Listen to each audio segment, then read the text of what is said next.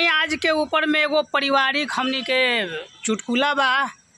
आ सारा इहे पर बता कि सारा गलती बूढ़े लोग के घड़ी करता। ई बात हम नहीं कहत, ई बात बेटा पतोह लोग कहता। हम नहीं कहत ई बात।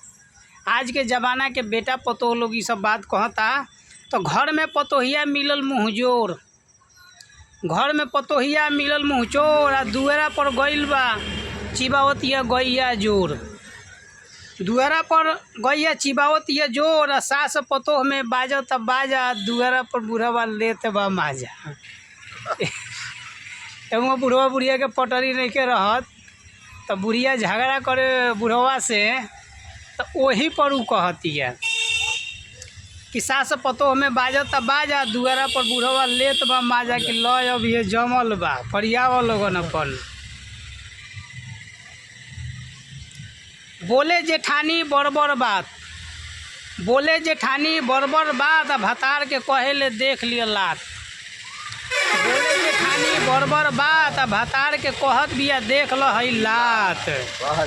बड़बड़ बोले ननदी रारी, भाई के बोलल सुन के भौजाई के ननदी लागल बोले।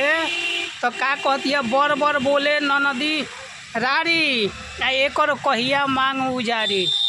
नंदी के गाड़ी ले अब लागल हिय देवे। सबका घर के इहे बारीत, सबका घर के इहे बा रीत। आ दिन दिन घटत जाता सबका से प्रीत। सब घर के भाई जी ये हाल बा, एगो अपने हमरे घर के रउए घर के नहीं के, सब घर के ही बात बा। तो दिन दिन घटत जाता सबसे प्रीत। बाप मतारी के लागे खटाई, बाप मतारी लागे खटाई। आ सबका से बड़का मेहरी मिठाई। उतना बड़का मिठाई कहीं नहीं खे। तो सबसे बड़का मेहरी मिठाई। सास ससुर देवता पूजाता, सास ससुर छोड़ के देवता पूजाता। आ बाप मतारी के गाड़ी दियाता, बाप मतारी के गाड़ी दियाता। घर के बेटा फारे नरेटा, घर में घर के मालिक बाप, घर के बेटा फारे नरेटा। बाप कहेले वाह बेटा, जब बेटा झगड़ा करे लग वाह बेटा, यही ला तोरा के हम पोसले पले रही।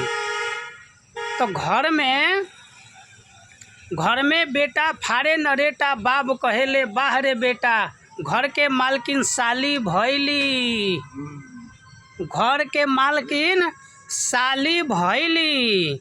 आ सारा धन खाली कैली, सारा धन के खाली कैली के साली। तो घर के मालकिन साली भैली, आ सारा धन के खाली कैली। ऐसन नाता के मारो जूता, ऐसन नाता के मारो जूता। एगो रहे एगो लेके चल गइल कुत्ता। कहे राजेश अब का करी, कहे राजेश अब का करी। आ बीतल समैया अच्छा करी। चलिए परिणाम रौरा मिली। बहुत बहुत धन्यवाद।